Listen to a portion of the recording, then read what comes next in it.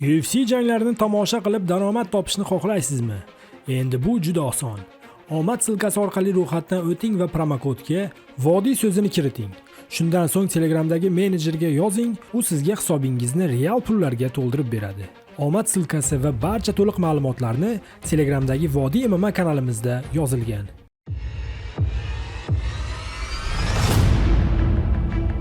Assalomu alaykum Vodiy TV kanalimizning sportsevar muxlislari. Magomed Ankalayev Alex Pereirani mag'lub etib, UFC yarim og'ir vazn chempioniga aylandi. Bugun 9-mart kuni AQShning Las Vegas shahrida UFC 313 jang kechasi bo'lib o'tdi. Kechaning asosiy jangini yarim og'ir vazn toifasidagi chempionlik kamari uchun o'tkazildi. Unda amaldagi chempion braziliyalik Alex Pereira va reytingning birinchi o'rnida turgan rossiyalik Magomed Ankalayev o'zaro to'qnash keldi. Jang to'liq 5 raund davom etib, Ankalayevning bir ovozdan qabul qilingan g'alabasi bilan yakunlandi. Birinchi raundda Pereira jangning ilk soniyalaridayoq faol ravishda pastki tepkilar, ya'ni low kicklar ishlatdi. Ammo raund oxiriga kelib, Ankalayev masofani his qilib, zarbalar bilan javob qaytara boshladi. Ikkinchi raundda rossiyalik tashabbusni o'z qo'liga olib, hujumkor uslubda harakat qildi. Bu raundning so'ngida Magomed hatto Pereirani knockdown holatiga ham tushirib qo'ydi. Uchinchi raund ham keskin ruhda o'tdi, ammo Ankalayev birinchi raqamda harakat qilardi. To'rtinchi raundda Magomed jangni parterga o'tkazishga urinib ko'rdi. Biroq takedown amalga oshira olmadi.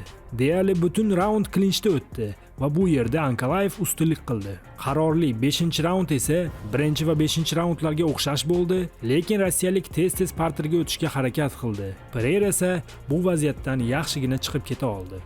Shunday qilib, Ankalayev UFC'ning yarim og'ir vazn toifasidagi yangi chempioniga aylandi. 32 yoshli Ankalayevning hisobiga endi 21 ta g'alaba, 1 ta mag'lubiyat va 1 ta durang yozildi. 37 yoshli Pereiraning esa 12 ta g'alaba va 3 ta mag'lubiyatdan iborat rekordi bor. Eslatib o'tamiz, Alex Pereira o'z chempionlik kamarini oxirgi marta 2024-yil oktyabrda himoya qilgan va Halil Rountree-ni 4-raundda texnik nokaut bilan yenggan edi.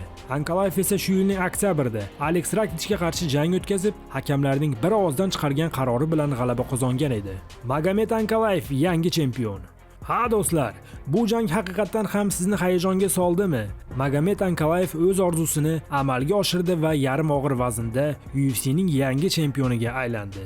U 5 raund davomida haqiqiy jang ko'rsatdi. Pereiraning qattiq zarbalarini yengib, uning ustidan g'alaba qozondi.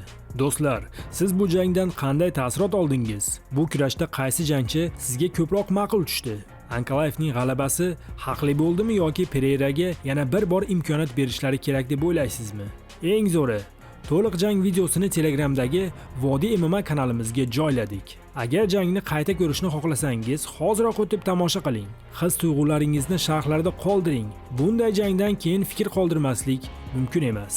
Endi nima bo'ladi? Ankalayev kamarini qancha muddat saqlab qoladi? Unga qarshi keyingi raqib kim bo'lishi kerak? Keling buni video kommentariyasida muhokama qilamiz.